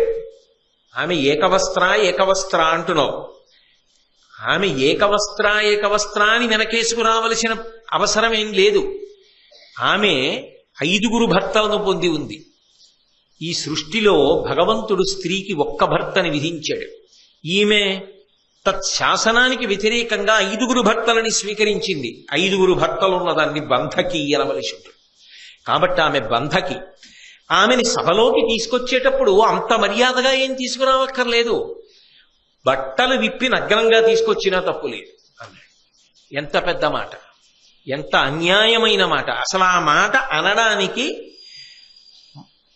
నేను ఎంతో చిన్నబుచ్చుకుని అనవలసి వచ్చింది. ఎందుకని అంటే, భారతం చెప్పేటప్పుడు చెప్పకుండా ఇది చెప్పకపోతే సాధ్యం కాదు కాబట్టి చెప్పవలసి వచ్చింది తప్ప అది అంత తేలికగా అసలు సభలో కాదు. ఒకసారి అనడానికి కూడా చాలా బాధగా ఉండే మాట. అంత మాట అన్నాడు. నిజంగా అంత మాటకి ద్రౌపదీదేవి అర్హురాలు కాదు, ఆమెను అలా అనకూడదు అన్న విషయం కర్ణుడికి తెలియదా? ఎందుకన్నాడు? అలా అంటే ఆ సభలో సంతోషించేవాడు ఎవరు? దుర్యోధనుడు ఒక్కడే. దుర్యోధనుడు ఒక్కడు సంతోషిస్తాడని అంత మాట అనొచ్చా? ఒక కులకాంతని, ఒక మహాపతివ్రతని, పోని కులకాంత మహాపతివ్రత అన్ని మాటలు కూడా అక్కర్లేదండి. ఆమె 5 ఇల్లాలు, ఆమె ఒక స్త్రీ. అటువంటి స్త్రీ గురించి ఈ దేశంలో అంత అన్యాయంగా మాట్లాడడం అనేటటువంటిది అసలు అంగీకార యోగ్యమా? ఎవరు అంగీకరిస్తారు కర్ణుడి యొక్క ప్రసంగాన్ని? అయితే కర్ణుడన్న ఈ మాట అన్యాపదేశంగా దుర్యోధనుడికి ఇంకొకలా అర్థమైంది. ఈయన ఏం చెప్తే అది ఆయనకు ఆదేశంలా వినపడుతుంది. వెంటనే ఆయన అన్నాడు, దుశ్శాసనుణ్ణి పిలిచి ఆమె బట్టలు ఊడతీయమన్నాడు. ద్రౌపదీ వస్త్రాపహరణం జరిగిందా లేదా? దుశ్శాసనుడు వెంటనే లేచొచ్చి ఆ తల్లి ద్రౌపదీదేవి యొక్క వస్త్రాపహరణం చేశాడు. ఆమె శ్రీకృష్ణ పరమాత్మని శరణాగతి చేసింది కాబట్టి అఖండంగా మొల మీద బట్ట వస్తూనే ఉంది. ఆమె రక్షింపబడింది, కాపాడబడింది సభాముఖంగా. కానీ ఇప్పుడు ఎంత దూరం జరిగిపోయింది కథ అంటే, వెంటనే భీముడు లేచి ప్రతిజ్ఞ చేశాడు. ఏ దుర్మార్గుడైన దుశ్శాసనుడు ద్రౌపదీదేవి యొక్క బట్ట ఒలిచే ప్రయత్నం చేశాడో, ఆ దుశ్శాసనుడి యొక్క గుండెలు కురుక్షేత్ర మహాసంగ్రామ భూమి యందు పెద్దలందరూ చూస్తుండగా బద్దలు కొట్టి దోషిటితో నెత్తురెత్తి నోటి దగ్గర పెట్టుకుంటానని ప్రతిజ్ఞ చేశాడు. ఇప్పుడు దుర్యోధనుడి తర్వాత వాడు దుశ్శాసనుడు. భీముడు ప్రతిజ్ఞ చేసేశాడు అంటే దుశ్శాసనుడి మరణం ఖాయం అయిపోయింది కదా, చాలా దూరం జరిగిపోయారు కదా అన్నదమ్ములు. అది ఒక్క జూదం దగ్గరే ఆగిపోయినట్టుంటే దానికి మరమ్మత్తు చేయడం తేలికే. ఏదో జరిగిపోయింది ఇంకెప్పుడు ఇలాంటి పిచ్చి పనులు చేయకండి, వాళ్ళ రాజ్యం వాళ్ళకి ఇచ్చేసేయండి అనడం తేలిక. చెయ్యరాని పని, చెయ్యకూడని పని, మనసులో ఎప్పుడూ ఇక అంగీకరించడానికి యోగ్యం కాని పని సభాముఖంగా జరిగిపోయిందా లేదా? ద్రౌపదీ వస్త్రాపహరణం జరిగిపోయిందా? శ్రీకృష్ణ భగవానుడు కాపాడబట్టి కదా తల్లి యొక్క గౌరవ మర్యాదలు నిలబడ్డాయి. ఇది ఇక పాండవులకి జీర్ణం అవుతుందా జీవితంలో? ఎప్పుడైనా ఏదో జరిగిపోతే జరిగిపోయింది లేవా అన్న మాట అంగీకరించగలరా? ఇక జీవితంలో ఎప్పటికైనా కురుపాండవులు కలిసి ఉండగలరా? ఇక కలవడానికి వీలు లేని రీతిలో బదలగొట్టేసింది ఎవరప్పుడు? కర్ణుడేనా?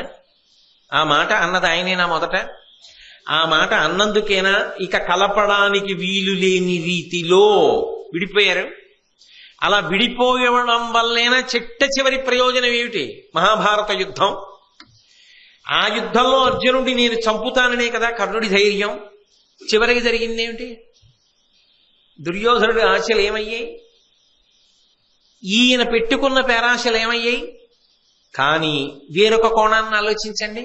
ఈయన అలా జరపబట్టే కదా, ఇక కలుసుకోవడానికి వీలు లేని రీతిలో విడిపోబట్టే కదా భారత యుద్ధం జరిగింది. జరగబట్టి కదా ధర్మాత్ములందరూ పడిపోయారు.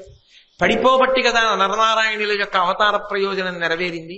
మరి అప్పుడు కర్ణుడు ఉపకారం చేసినట్టు. కానీ అది కావాలని స్వబుద్ధితో చేసిన ఉపకారమా? కాదు. అది దేవతల వ్యూహంలో అంతర్భాగమై ఉండి ఉండవచ్చు. కానీ అక్కడ కర్ణుడి ప్రవర్తనని సమర్థించడం ఎవరూ చెయ్యరు.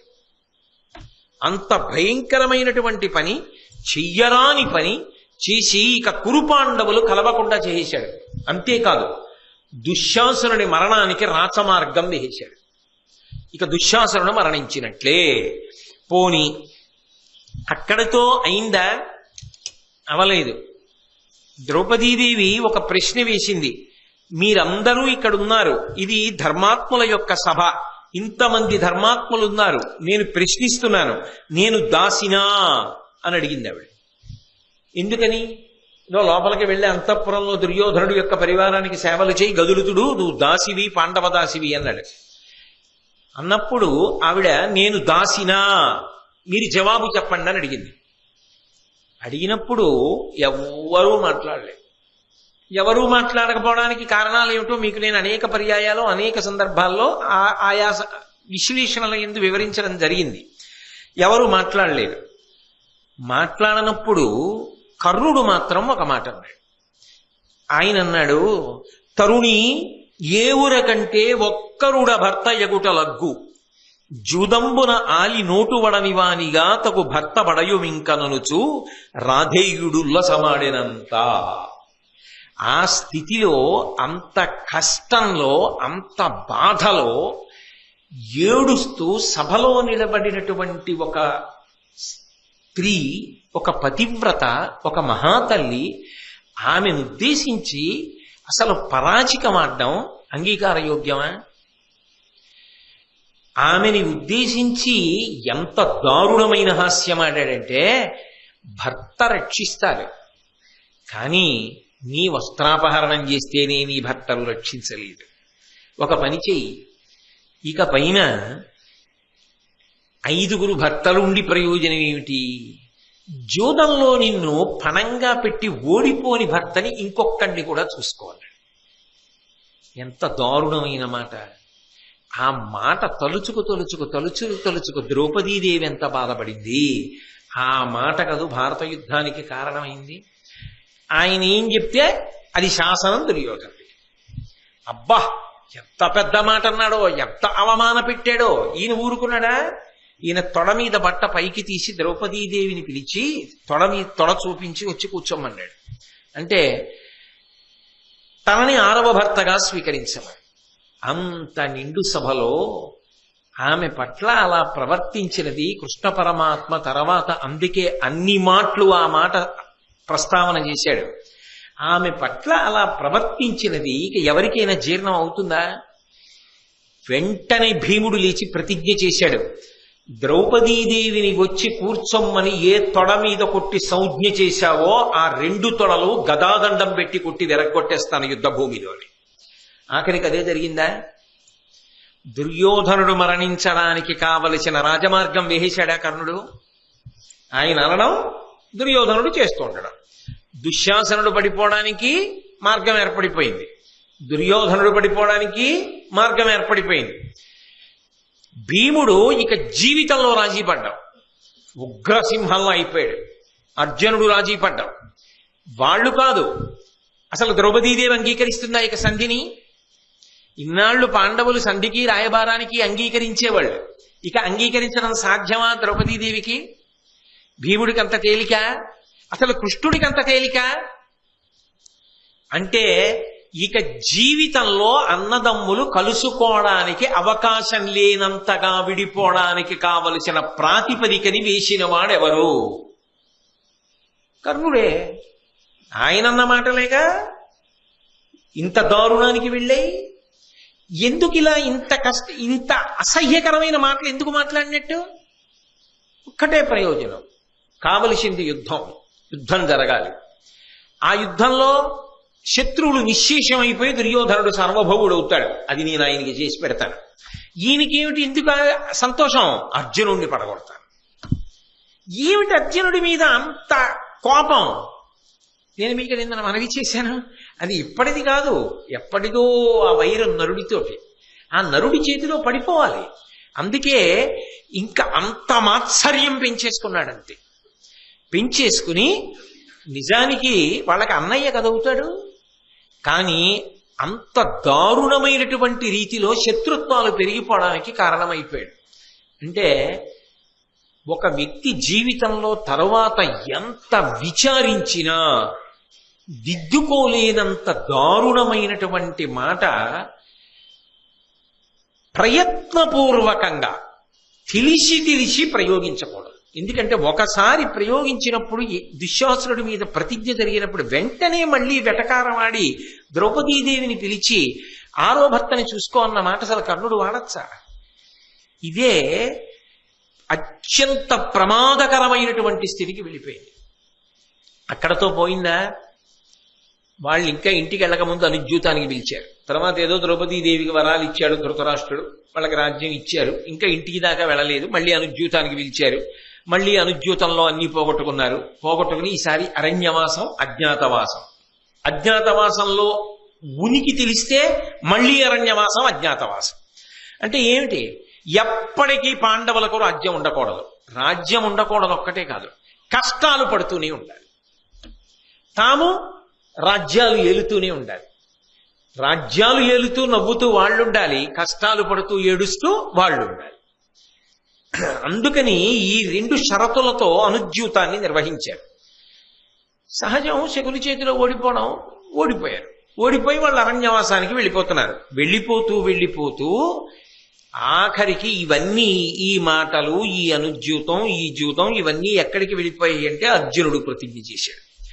ఆయన అన్నాడు, కనకోర్వీధరసానుసార రుచిమద్గండీవ నిర్ముక్త పత్రిని పీతారుణ వారి శేషము పతత్రివ్రాతముల్ త్రావునయ్యని నా తోడ చతుర్దశాబ్దమున మారైపోరు కర్ణాది దుర్జన సంఘంబుల మార్తురందునుముదున్ సంగ్రామ రంగంబునన్.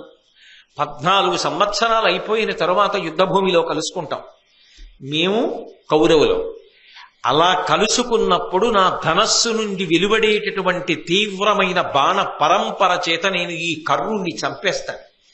ఈ కర్ణుడి తల తెగి యుద్ధభూమిలో పడిపోయి నెత్తురు భూమిలోకి ఇంకుతుండగా గ్రద్దలు, రాబందులు ఎగురుతూ వచ్చి ఇతని శరీరాన్ని పొడుస్తాయి. అలా యుద్ధభూమిలో 14 ఏళ్ల తర్వాత కర్ణుడి తల తెగేస్తానని ప్రతిజ్ఞ చేశాడు. అంటే ఇక కలుసుకోవడం సాధ్యం అవుతుందా? దుర్యోధన దుశ్శాసనుల విషయంలో భీమ ప్రతిజ్ఞ అయిపోయింది, శకుని విషయంలో నకుల సహదేవుడు, కర్ణుడి విషయంలో అర్జునుడు. భీముడు మళ్లీ ప్రతిజ్ఞ చేశాడు, దుష్టచిత్తుడైన కష్టు దుర్యోధను శిరముదన్నువాడ ధరణి కూల్చి హీనుడైన దుస్ససేనుని వధించి వేడి రక్తమనువాడగడగి. 14 ఏళ్ళు అయిపోయిన తర్వాత మేము అరణ్యవాసం, అజ్ఞాతవాసం పూర్తి చేసుకుని 14వ ఏట యుద్ధానికి వస్తాం కదూ. అప్పటికి 13 ఏళ్ళు అయిపోతాయి. ఆ 14వ ఏట మేము యుద్ధానికి కలుసుకున్న తరువాత దుర్యోధనుణ్ణి తొడలు విరగ్గొట్టి యుద్ధ భూమిలో చంపడమే కాదు, నా కాలు పెట్టి తల తంతాను దుర్యోధనుడు. అంతేకాదు, దుశ్శాసనుడి యొక్క గుండెలు బద్దలగొట్టి వేడి నెత్తురు తీసి నోటి దగ్గర పెట్టుకుంటారు. అంటే తావినంత చేస్తానని ఆయన ప్రతిజ్ఞ చేశాడు. ఇంతమంది ప్రతిజ్ఞలు చేసి అరణ్యవాసానికి బయలుదేరారు.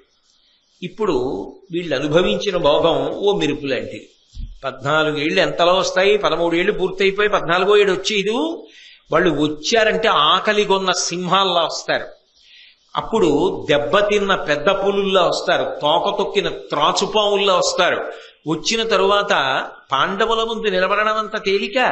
కానీ పేరాశ ఏమిటంటే, ఇంత తేజోమూర్తులు ఎలా ఉండగలరు అజ్ఞాతవాసంలో? వీళ్ళ ఉనికి తెలియకుండా ఎలా ఉంటుంది? ఈ ప్రశ్న వేసుకునేటప్పుడు ఈ 5గురే ప్రచ్ఛన్న వేషాల్లో ద్రౌపదీ స్వయంవరంలో కనపడితే మనం కనిపెట్టగలిగేమా? ఎవరన్నా కనపడితే కాదు, యుద్ధం చేశారు. ఎదురుగుండా నిలబడి యుద్ధం చేస్తే బాణాలేస్తే ఓడిస్తే నాతో యుద్ధం చేస్తే అర్జునుడు చెయ్యాలి, ఇంద్రుడు చెయ్యాలి, పరశురాముడు చెయ్యాలన్నాను తప్ప అర్జునుడే అని గుర్తుపట్టగలిగానా? గుర్తుపట్టలేకపోయానుగా. అప్పుడు గుర్తుపట్టలేకపోయింది అజ్ఞాతవాసంతో గుర్తుపట్టగలనా అని ఆలోచన రాలేదు. మౌఢ్యమన్న మాటకి ఇంతకన్నా పర్యాయ పదం ఏముంటుంది? కాబట్టి వాళ్ళు అరణ్యవాసానికి వెళ్ళిపోయారు. వెళ్ళిపోయిన తర్వాత ఇక్కడ కౌరవులు పరమ సంతోషంగా ఉన్నారు. వాళ్ళు కష్టపడ్డం, వాళ్ళకి రాజ్యం పోవడం, అంతకన్నా ఏం కావాలి? మీరు ఒక్కటి ఆలోచించండి. అసలు నిజానికి భారతం అయిపోయిందా లేదా? ఇక్కడతో అయిపోయింది. ఎందుకు అయిపోయింది అంటే 12 ఏళ్ళు కదా అరణ్యవాసం చేస్తారు. 12 ఏళ్ళు అరణ్యవాసం ఖచ్చితంగా చేస్తారు. ఎందుకంటే అక్కడ ధర్మరాజు గారు ఉన్నాడు. ఎంత ఇప్పుడు మనిషికి ఉండే లక్షణం ఏమిటంటేనండి, బాధపడే కొద్దీ మనం ఎందుకు కట్టుబడాలేవా ఆ మాటకి అన్న కోపం ఎక్కువ అవుతుంది. ఎన్ని బాధలు పడినా సహనాన్ని కోల్పోనివాడు యుధిష్ఠరుడు. ఎందుకంటే ధర్మాన్ని పాటిస్తాడు. అందుకు ఒక యుధిష్ఠరుడు అయ్యాడు. ధర్మాన్ని ఆచరించడంలో వచ్చే ఒరిపిడిలో ఎన్ని కష్టాలైనా తట్టుకుంటాడు. ఆయన మాట కాదనరు భీమార్జునుల కుల సహదేవులు. కాబట్టి 12 ఏళ్ళు యుద్ధం రాదు, ఖాయం కదా. ఇంకా తర్వాత ఏడాది అసలు రాదు. ఎందుకంటే వాళ్ళు అజ్ఞాతవాసంలో ఉంటారు. అజ్ఞాతవాసం అంటే ఓ మారు వేషాలు వేసి తిరుగుతారు. కానీ కనీసం ఇప్పుడు కోదండం కదా ఎక్కడన్నా ఉంటుంది ఓ దగ్గరలో. అప్పుడు అసలు దగ్గరలో ఉండే అవకాశం ఉంటుంది. గుర్తుపట్టేరు. గదట్టుకు భీముడు తిరిగితే గుర్తుపట్టరు, గాంధీవం మటుకు అర్జునుడు తిరిగితే గుర్తుపట్టరు. అందులో ఎక్కడో పెట్టేవో మారు వేషాల్లో ఉంటారు. ఎవరు గుర్తుపడతారు? యుద్ధం ఎందుకు వస్తుంది? యుద్ధానికి వస్తారా అజ్ఞాతవాసంలో? రారు. కాబట్టి 13 సంవత్సరములు యుద్ధం వచ్చే అవకాశం లేదు. వాళ్ళ నమ్మకం ఏంటి? ఖచ్చితంగా 13వ ఏట చూద్దాం. 12 పూర్తవగానే వీళ్ళు వేషాలు మార్చుకుంటుంటారు కదా, ఎక్కడికో పెడతారు కదా, అప్పుడు మనం పట్టుకోలేము. అధికారం అంతా మన చేతిలో ఉంది. వాళ్ళు ఎక్కడున్నా పట్టేస్తాం. 5గురే కాదు, ద్రౌపదీదేవి కూడా ఉంది. తేలికే. వాళ్ళంటూ ఏమైనా జాగ్రత్త పడవలసిన అవసరం ఉంటే పాండవుల్ని పట్టుకోవాలని చాలా తొందరపడిపోవలసి వస్తే, చాలా జాగరూకులై ఉండవలసి వస్తే వాళ్ళు ఎప్పుడు ఉండాలి? 12 ఏళ్ళు అయిపోయాక. ఈ లోపల ఎక్కడున్నారు అంటే అడవిలో ఉంటారు. ఇవాళ ఈ అడవిలో ఉంటారు. మహా అయితే ఓ 3 నెలలు పోయాక పక్క అడవిలో పెడతారు. ఇంకో 3 నెలలు పోయాక ఆ పక్క అడవిలో పెడతారు. అంతే కదా వాళ్ళు చేస్తారు. వీళ్ళ గూఢచారులు చెప్పరేంటి? ఎక్కడున్నారంటే బలానా వనంలో ఉన్నారు, ఇంకో వనంలో ఉన్నారు, ఇంకో సరోవరం దగ్గర ఉన్నారు అన్న మాట చెప్తూనే ఉంటారు. వాళ్ళకి తెలుస్తూనే ఉంటుంది. 12 ఏళ్ళు ఇంకా పాండవుల గురించి పట్టించుకోకుండా పరమ సంతోషంగా కాలం గడిపేయచ్చు. మధ్యలో వెనక్కి వస్తారేమో అన్న బెంగే లేదు. ధర్మరాజు గారి ధర్మమే అడ్డు. ధర్మరాజు గారి ధర్మం విషయంలో అందరికన్నా ఎక్కువ నమ్మకం కౌరవులకి. ఎందుకంటే ఆయన మాట తప్పడు. కాబట్టి హాయిగా ఉండొచ్చు కదా. హాయిగా ఉన్నారు. ఎవరు? దుర్యోధనుడు ఉన్నాడు, శకుని ఉన్నాడు, అందరూ ఉన్నారు. లేనివాడు ఒక్కడే ఉన్నాడు. ఎవరు? కర్ణుడు. ఎందుకు హాయిగా లేడు అంటే 13 ఏళ్ళు యుద్ధం ఉండదా అర్జునుడితో? 13 ఏళ్ళు అర్జునుడితో యుద్ధం చేసే అవకాశం రాదా? 13 ఏళ్ల తర్వాతేనా 14 ఏడు వచ్చే వరకు నేను ఎదురు చూడవలసిందే అర్జునుడిని గెలవడానికి. ఇప్పటికి 2 అవకాశాలు వచ్చాయి, రెండింటిలో గెలవాల. 14 ఏళ్ల తర్వాత మళ్ళీ కాదు. ఈ లోపల అర్జునుడితో యుద్ధం రావాలి తనకి. ఎలాగైనా అర్జునుడిని ఓడించారు. ఎలా? యుద్ధానికి వెళ్తాను అన్నాడు అనుకోండి. ఎలా ఒప్పుకుంటాడు దుర్యోధనుడు? ఇప్పుడు ఎందుకు యుద్ధం? వాళ్ళ అరణ్యవాసానికి అజ్ఞాతవాసానికి పోయి ఇప్పుడు వాళ్ళ యుద్ధానికి వెళ్తే మాత్రం మా నాన్న ఒప్పుకుంటాడా? భీష్ముడు ఒప్పుకుంటాడా? ద్రోణుడు ఒప్పుకుంటాడా? లేకపోతే ధృతరాష్ట్రుడు ఒప్పుకుంటాడా? విదురుడు ఒప్పుకుంటాడా? ఎవరు ఒప్పుకుంటారా? ప్రతిపాదన ఎలా పెడతాం? ఎందుకు అసలు మనకది అంటాడా అనడా? తన మనసులో కోరిక తీరాలంటే ఏమీ చెయ్యక్కర్లేదు. యువతల వైపు తీసుకెళ్లి కర్పూరం దగ్గరలో తీసుకెళ్లి కాస్త అగ్నిహోత్రం పెట్టామనుకోండి, మంట మండుతుందా మండదా? పాండవులు ఉన్న దగ్గరికి కౌరవులు ఇడితే చాలు, వచ్చేస్తుంది యుద్ధం. ఎందుకంటే వీళ్ళకి కుదిరేది తింగర్లు. వాళ్ళ కష్టాలు చూసి చక్కలు కొట్టుకుంటారు, ఏదో చేస్తారు. ఖచ్చితంగా అక్కడ భీముడు ఉన్నాడు. మీరెవడరా అంత సంతోషిస్తున్నారని ఏదో అంటాడు. ఏదో అన్న తర్వాత రెడీ. ఎప్పుడు? కర్ణుడు. దుర్యోధనాన్ని ఇంత మాట అంటాడా? టంకారం చేయొచ్చు, ఏదో యుద్ధం రావచ్చు. అంత ప్రశాంతంగా ఉండిపోవడం, అవతల వాళ్ళన్ని కష్టాలు పడుతున్నా 12 ఏళ్ళు అంత ప్రశాంతంగా ఉండడం ఇష్టం లేదు కర్ణుడికి. 2, ఆయనకి ఇంకో కోరికోటి ఉంది మనసులో. ఇన్నాళ్ళు అర్జునుడు గొప్ప కీర్తితో తిరిగాడు. ఇప్పుడు అదే అర్జునుడు చాలా కష్టాల్లో ఉన్నాడు. అన్ని కష్టాల్లో ఉన్నవాడిని నేను ఇప్పుడు ఇంత సంతోషంగా ఉన్నానని ఆభరణాలన్నీ వేసుకుని మంచి బట్టలు వేసుకుని దుర్యోధనుడితో కలిసి రథం మీద వెళ్ళి అలా చూస్తూ వెళ్ళిపోతుంటే, ఎంతో కష్టపడుతూ అర్జునుడు అక్కడుండి కర్ణుడి వంక చూస్తే కర్ణుడు నవ్వుతూ అర్జునుడి వంక చూస్తే ఈయనకి అదో సంతోషం. ఎందుకది? మన ప్రవృత్తి అంతే, అదో సంతోషం.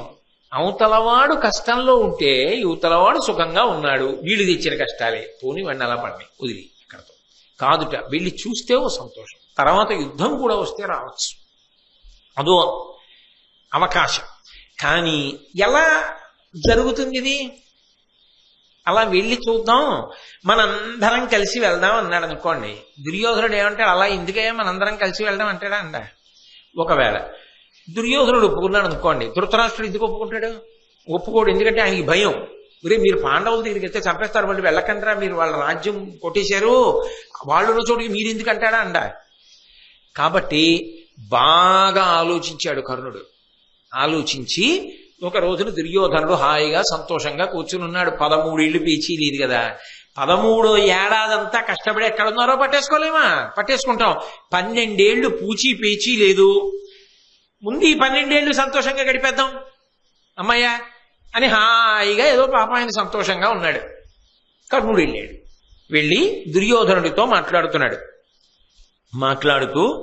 అన్నాడు, పాలిత శౌర్యులు పాండవేయులు దుఃఖశీలురై అడవల పాలుబడిరి, ధరణీష తొల్లి ఇంద్రప్రస్థపురమున ధర్మనందను పాల పేర్మితోడ శోభిల్లుచున్న విశ్రుతలక్ష్మి నీ బుద్ధి బలమున నిన్ను పెంపొలయబొంది, బరువడి దక్షిణ పశ్చిమోత్తర పూర్వ దేశస్థులైన మహీషులెల్లా నీక అరిగాపులై ఇప్పుడు నిఖిల జలనిధి శైలకానన ద్వీప విశాలమైన మహి సమస్తంబు నీలుము మహిమయసగా లీల ఇంద్రుండు సురలోక మీలునట్లు. దుర్యోధనుడు సంతోషించాలి అంటే ఉన్నది చెప్పడం కాదు, పాండవులు పోగొట్టుకున్నది చెప్తే సంతోషిస్తాడు. ఎంత తెలివితేటలుగా మాట్లాడుతున్నాడో చూడండి కర్ణుడు. ఆయన అన్నాడు పాలిత శౌర్యులు అంటే ఏమిటో తెలుసా?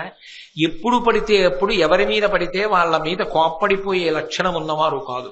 ఎంత పరాక్రమం ఉన్నదో అంత క్రమశిక్షణ కలిగిన వారు. అంటే కర్ణుడికి తెలుసు పాండవుల యొక్క క్రమశిక్షణ.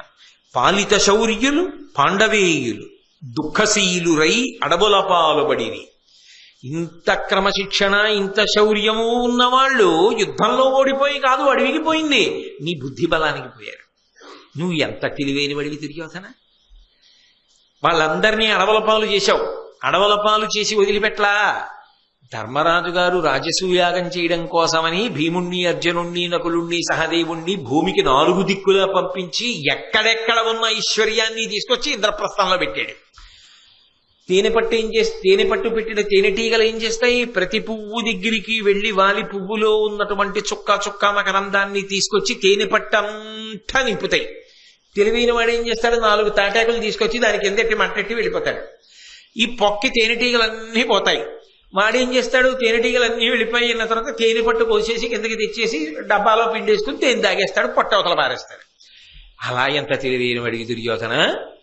నిజంగా అదే తెలివితేటలంటే యుద్ధం చేసి గెలవాలి. అంతకుముందు ఏమన్నాడు? పరాక్రమము గొప్పది అన్నవాడేనా? పుట్ట బుద్ధిబలంతో గెలిచేట దుర్యోధనుడు. ఎంత చాతుర్యంతో గెలిచావు. ధర్మరాజు గారు ఇంత కష్టపడి తమ్ముళ్ళని భూమికి 4 వైపులా పంపించి రాజసూయాగం చెయ్యడానికి రాజులందరినీ గెలిచి తీసుకొచ్చినటువంటి ధనాన్నంతటినీ ఇంద్రప్రస్థంలో పెడితే నువ్వు నీ బుద్ధిబలం చేత ఐశ్వర్యాన్నంతటినీ నీతిగా చేసేసుకున్నావు. ఐశ్వర్యం ఒకటేనా? ఎప్పుడైతే పాండవులు అరణ్యాల పాలైపోయారో యావత్ భూమండలానికి నువ్వు చక్రవర్తివి, సార్వభౌముడవయ్యావు. హాయిగా ఏలుకో, తిరుగులేని రీతిలో ఏలుకో దుర్యోధన. ఆయనకి తెలియదు ఏమిటా ఇప్పుడు ఆయన ఇప్పుడు అనుభవిస్తున్నది అది కాదేమిటి? కాదు, కర్ణుడి మనసులో ఉన్న ఆంతర్యం వేరు. అందుకే ఓ మాట చెప్పాడు, నువ్వింత సంతోషంతో ఉన్నావా? ఇంత ఆనందంలో ఉన్నావా? నీకు ఇంకొక సంతోషకరమైన వార్త చెప్తాను దుర్యోధన. ఇప్పుడు నేను తెలుసుకున్నది ఏమిటో తెలుసా? ఇప్పుడే అందిన వార్త. పాండవులు ఎక్కడున్నారో తెలుసా? ద్వైతవనంలో ఒక కొలను గట్టున నివసిస్తున్నారు. ఎక్కడ ఉండవలసిన వాళ్ళు? ఇంద్రప్రస్థంలో అజాంతపురంలో ఉండవలసిన వాళ్ళు ద్వైతవనంలో ఒక కొలను గట్టు మీద బతుకుతున్నారు. వాళ్ళు అలా ఉంటే, ఐశ్వర్యమంతా పోగొట్టుకునుంటే, రాజ్యభ్రష్టులై ఉంటే, కష్టాలలో కూరుకుపోయి వాళ్ళుంటే నువ్వెలా ఉన్నావు? మధ్యాహ్న సమయంలో వెలిగిపోతున్న సూర్యబింబం ఎలా ఉంటుందో అలా ఉన్నావు. అంతేకాదు, నహుష చక్రవర్తి కుమారుడైనటువంటి యయాతి ఎలా ఉంటాడో అలా ఉన్నావు ఇప్పుడు ఈ రాచరికపు టీవీతో. ఇలా ఉండడం కాదు దుర్యోధన, ఇలా నువ్వు నీ వాళ్ళందరితో కలిసి ఒకసారి అలా అరణ్యానికి వెళ్ళి పాండవులకు కనపడాలి. పాండవులు నిన్ను చూస్తారు.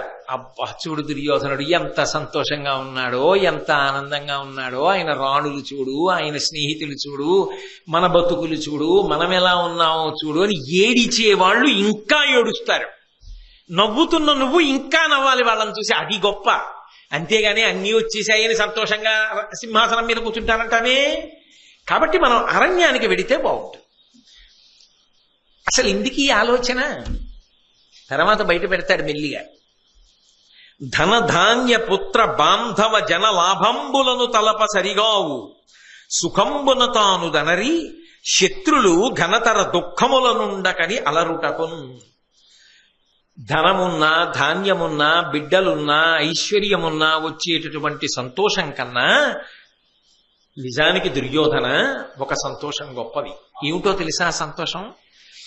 మనం ఎంతో వృద్ధిలోకి రావడం ఒకెత్తు, మన శత్రువులు సర్వనాశనం అయిపోయి, దుఃఖాల పాలైపోయి, కష్టాల పాలైపోయి, నేలబడిపోయి ఉండడం ఒకెత్తు. అలా ఉండగా వాళ్ళని మనం చూసి నవ్వడం ఒకెత్తు. అలా అసలు ప్రవర్తించచ్చా? నిజానికి శత్రుభావన మనసులో పెట్టుకోకూడదు. ఎప్పుడైనా శత్రుభావన ఎవరి ఎందైనా పొరపాటున కలిగిందనుకోండి, ఉత్తర క్షణం భగవంతుణ్ణి ఏమని ప్రార్థన చెయ్యాలంటే, నా యందు వారికి, వారి యందు నాకు శత్రుభావన పోవుగాక. శత్రువులు నశించాలని కోరుకోకూడదు, శత్రుభావనలు నశించి అందరం ఒకటిగా బ్రతికెదముగాక అని అడగాలి ఈశ్వరుణ్ణి. అంతేగాని నాకు వాడి మీద కోపం వచ్చింది, వాడిని నాశనం చేసేయని అడుగుతుంటే ఈశ్వరుణ్ణి, ఆయనకి అసహ్యం ఇది, వీడియో ఎక్కడ దొరికాడు, నాకు 2 మందారం పూలు అట్టుకొచ్చి వాడిని వీడిని నాశనం చేసేయమంటాడేమిటి అనుకోడు. ఎంత బేలతనం, ఎంత లీకితనం అది. నాకు ఈ శత్రుభావనలు లేకుండా చెయ్యి, వాళ్ళకి నా మీద శత్రుభావనలు లేకుండా చెయ్యి, మేమందరం సోదరులులా కలిసి బ్రతికేటట్టుగా అనుగ్రహించు అని అడగాలి ఈశ్వరుణ్ణి. అది పరిణితి కలిగిన భక్తి. కాబట్టి అలా చెప్పట్లేదు. వాళ్ళు అంత కష్టాల్లో ఉండగా నువ్వు ఇన్ని సుఖాల్లో ఉన్నావు కాబట్టి సుఖాలు అనుభవించడం ఒకటే కాదు, కష్టాలు పడుతున్న వాళ్ళ దగ్గరికి వెళ్ళి వాళ్ళ కష్టాలు చూసి నువ్వు నవ్వాలి. అది మనిషికి గొప్పతనం. అంటే ఇక్కడే అనుభవిస్తూ కూర్చుంటానంట ఏమిటి? ద్వైతవనంలో సరోవరం దగ్గర పడి కొట్టుకుంటున్నారు, అక్కడ ఉన్నారట, కాబట్టి అక్కడికి వెడదాం పదా అని. అన్నిటికన్నా దుర్యోధన ఒకటి చూసి తీరాలి. ఏమిటో తెలుసా? నారలు గట్టి కూరలశనంబుగా ఉగ్రవనంబులో విపద్భారము నొంది వందురిన ఫల్గును ఉజ్వల రాజ్య వైభవోదారులమై కనుంగొని ముదంబున పొందక కాంచు కంటే ఇంపారగ నుండు కల్గునే కృతార్థత ఎందును కౌరవేశ్వర. కృతార్థత అన్న మాటకు అర్థం ఏమిటి దుర్యోధన? అరణ్యానికి వెడితే మనకు ఒకడు కనపడతాడు, అర్జునుడు. ఆయన ఈ పాటికి నారబట్టలు కట్టుకుని ఉంటాడు, మృదువైన పట్టుబట్టలు కట్టుకుని ఉండేవాడు కదూ, ఇప్పుడు నారచీరలు కట్టుకుంటాడు, ముతక బట్టలు కట్టుకుని భయంకరమైనటువంటి అరణ్యంలో కేవలముగా దొరికిన కాయగూరలు మాత్రమే తింటూ ఉజ్వల రాజ్య వైభవోదారులమై కనుంగొని అన్ని కష్టాలు పడుతున్న అర్జునుడి వంక మనిద్దరం వెళ్ళి చూసి, భలే కష్టాలు పడుతున్నాడు రా అని మనం ఇన్ని ఆభరణాలు పెట్టుకుని, కిరీటాలు పెట్టుకుని మనం వెళ్ళి రథాల్లో చూస్తుంటే, అర్జునుడు అలాంటి స్థితిలో ఉండి మన వంక చూస్తే, అబ్బా నింపారగ నుండుగల్గునే కృతార్థత ఎందును కౌరవేశ్వర. ఇంకా అటువంటి దానికన్నా అందమే ఉంటుందయ్యా. అది కదా సంతోషం అంటే. ఏదో రాజ్యం సంపాదించావు, సింహాసనం మీద కూర్చున్నావు, ఆనందంగా ఉన్నావు, అదే. అది కాదు. ద్వైతవనానికి వెళ్ళాలి మనం. వెళ్ళి వాళ్ళు పడుతున్న కష్టాలన్నీ మనం చూడాలి, వాళ్ళు మన భోగాలన్నీ చూడాలి. వాళ్ళు ఇంకా ఏడవాలి, మనం ఇంకా సంతోషించాలి. అప్పుడు కృతార్థత. అందులో అర్జునుడిని అలా చూడాలి. ఆ మాట ఎందుకు? ఏం ధర్మరాజు గారిని అనకూడదా, భీముడిని అనకూడదా, నకుల సహదేవుల్ని అనకూడదా అంటే అర్జునుడితోటి మాత్సర్యం అంత గొప్పది కర్ణుడికి. అందుకే ఆ అర్జునుడిని అలా చూడాలి. కాబట్టి మనం వెడదాం అని అతుల సౌభాగ్య పుణ్య సమగ్ర గరిమనొప్పుచున్న నీ దేవుల యుప్పు చూచి ధృతి తరిగి తన్ను తాన నిందించుకొనుచు హృదయమున పాండవాంగనైరియన్. నీతో పాటు నీ రాణులందరూ కూడా రావాలి. వాళ్ళందరూ మంచి మంచి మైపూతలు పూసుకోవాలి, మంచి సరిగంచు పట్టుబట్టలు కట్టుకోవాలి, ఎన్నో భూషణములు వేసుకోవాలి, కలకల కిలకిల నవ్వుతూ రథాల మీద నీతో అనుగమించి రావాలి. మనందరం గుడారాలు వేసుకోవాలి. మనందరం నృత్య ప్రదర్శనలు చేస్తూ ఎంతో సంతోషంగా నృత్య ప్రదర్శనలు చూస్తూ అక్కడ కాలం గడుపుతుంటే పాండవులు చూస్తారు. ఏమిటి అదంతా అంటే దుర్యోధనుడు వచ్చాట అరణ్యంలోకి రాణివాసంతో వాళ్ళందరితో కలిపి సంతోషంగా గడుపుతున్నాడంటారు. అప్పుడు నీ రాణులందరూ ఇంత సంతోషంగా గడుపుతుంటే ఆ ద్రౌపదీదేవి ఉందే, ఆవిడ పడుతున్నటువంటి బాధలకి నిన్ను చూసి నీ రాణులను చూసి మనసులో ఎంత బాధపడుతుంది. సామాన్య మానవ కాంతాలు ఎంత సౌభాగ్యాలు అనుభవిస్తున్నారు. యజ్ఞసేని యజ్ఞకుండంలోంచి పుట్టాను అయోనిజని, ఇటువంటి చేతకాని వాళ్ళకి భార్యనై నేను ఇన్ని కష్టాలు పడుతున్నాను అని ఆమె అనుకుంటుంది. ఆమె విసుక్కుంటుంది. ఆమె బాధపడాలి బాగా. ఎందుకంత కక్ష? ఒకనాడు స్వయంవరంలో తాను పొందలేకపోయాడు, అర్జునుడు పొందాడు. కాబట్టి ఆ ద్రౌపది ఏడవాలి, నీరాణుల్ని చూసి ఏడవాలి, తన భర్తల్ని చూసి కనుబొమలు చిట్లించాలి, అది చూసి వాళ్ళు ఇంకా ఏడవాలి. అందుకని నీరాణులు కూడా రావాలి. కాబట్టి మనందరం కలిసి వెళ్ళాలి. రాణులు, అంతఃపురం వాళ్ళు, రథాలు, గుర్రాలు, ఏనుగులు, కాల్బంట్లు, ఇంత మంది కలిసి అబ్బో అదో పెద్ద విశేషం కింద బయలుదేరి వెళ్ళాలి. పాండవులు చూసి ఇంకా కృషించిపోవాలి. ఏమంటావు దుర్యోధన? ఎందుకు? మనసులో ఏమిటి కోరిక? అలా అర్జునుణ్ణి చూడాలి. వీలైతే యుద్ధం రావాలి. ఎక్కడైనా అవకాశం ఉందా? 13 ఏళ్ళు వేచి చూడవలసిన అవసరం లేకుండా యుద్ధం వచ్చేయాలి, అర్జునుడిని కొట్టేయాలి. ఏమిటో అంత తేలిక అని ఆయన ఉద్దేశ్యం. అర్జునుడిని కొట్టేస్తాడు అంటే మానసికంగా కూడా కుంది ఉన్నాడు కాబట్టి ఇప్పుడు కొట్టడం తేలిక అని ఆయన ఉద్దేశ్యం. అని వాళ్ళు ధర్మాచరణమునందు తృప్తి పొందుతుంటారని ఆయన కనిపెట్టలేకపోయాడు. బాహ్యంలో కష్టపడినా ఆంతరమునందు మేము ధర్మమునకు కట్టుబడి ఉన్నాము అన్న విషయం మీద వాళ్ళకి అంత సంతోషం. కాబట్టి వాళ్ళ పూనికలో, వాళ్ళ పరాక్రమాల్లో, వాళ్ళ పటాటోపంలో ఏ విధమైనటువంటి కొరత కొలువ ఏర్పడవు. అన్నిటిని మించి ధర్మమునందు అనురక్తి కలిగి ధర్మానుష్ఠానం చేస్తున్న వాడికి సర్వకాలముల యందు సర్వదేశముల యందు ఈశ్వరానుగ్రహము కలుగుతూనే ఉంటుంది. కాబట్టి వాడు పెరుగుతూనే ఉంటాడు తప్ప వాడు తరగడు. కాబట్టి ఈ మాటలు చెప్పాడు. చెప్పగానే దుర్యోధనుడికి పాండవుల్ని అవమానం చేయడం అన్నా, పాండవులది ఎత్తుకురావడం అన్నా మహాసంతోషం కదూ. వెంటనే ఎగిరి గంతీసి అన్నాడు, నా తలపును ఇట్టిదే కర్ణా, నాకు కూడా ఇదే ఆలోచన ఉందో, అలా వెళ్ళి వాళ్ళను ఒకసారి చూసి ఏడిపించాలని ఉందో, నీవేతరగిరించిది తది అభీష్టము మనమా ద్వైతవనంబున కరుగుట భూతలపతి అనుమతింపబోలదు మదిలో.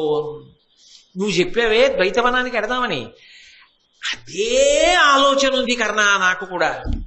నువ్వు చెప్పావే మనందరం కలిసి వెళ్ళాలని, నేను అలాగే అనుకుంటున్నాను కర్ణ. మనం అక్కడ సంతోషిస్తుంటే వాళ్ళు ఆడవాలని నాకు ఉంది కర్ణ. కానీ నేను ఎందుకు పైకనలేదో తెలుసా? అలా వెడదామంటే ఒప్పుకుంటాడేంటి మా నాన్న? ధృతరాష్ట్రుడు ఒప్పుకోడు. ఎందుకు ఒప్పుకోడు? పాండవుల మీద ప్రేమ అనుకుంటున్నారా? పాండవుల మీద ప్రేమ ఏం కాదు. అక్కడికి వెడితే దెబ్బతిన్న పెద్ద పులులు వీళ్ళు కనపడగానే వచ్చి 5 మీద పడ్డారనుకోండి, వీళ్ళు వెంట ఎంత సైన్యం తీసుకెళ్ళినా వాళ్ళ ముందు నిలబడదు.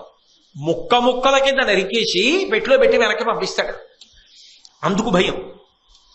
అందుకని వాళ్ళు ఉన్న చోటికి మీరు వెళ్ళకండి అంటుంటాడు ధృతరాష్ట్రుడు. అది మా నాన్న పంపడం. మా నాన్నకి అర్జునుడు అంటే భయం. వాళ్ళ నాన్నకి నిజమే అర్జునుడన్నా భీముడన్నా చాలా భయం. ధర్మరాజు అంటే మరీ భయం. ఎందుకంటే ధర్మరాజు గారి ధర్మం కాపాడేస్తుందిరా వాడిని, వాడు ఆ ధర్మం మొదలడరా వచ్చిన బాధ అని ఏడుస్తాడు కొడుకు దగ్గర. భారతంలో ధర్మరాజు అంటే భయం, అర్జునుడంటే మరీ భయం. ఎందుకో తెలుసా? చెప్పుకున్నాడు, రే ఒకప్పుడైతే అర్జునుడు సామాన్యమైన బలవంతుడు అనుకునే వాళ్ళం ద్రోణాచార్యులు వారి శిష్యుడిగా. అప్పుడే ఉత్తర దిక్కుకి వెళ్ళి రాజులందరినీ గెలిచి రాజసూయం చేయించాడు. ఇప్పుడు ఏకంగా తపస్సు చేసి పరమశివ సాక్షాత్కారాన్ని పొంది దేవతానుగ్రహంతో అనేక అస్త్రములు పొందాడు, దివ్యాస్త్రములు పొందాడు. వాళ్ళున్న చోటికి మీరు వెళ్ళకండి అంటాడు. మా నాన్నకు భయం. పంపిస్తాడా? ఓసారి ద్వైతవనానికి వెళ్ళి పాండవులకు అలా కనిపించి వస్తాను నాన్న అంటే, వద్దురోయ్ ఒక్కనాటికి వెళ్ళొద్దంటాడు. ఆ పైన విదురుడు ఉండనే ఉన్నాడు.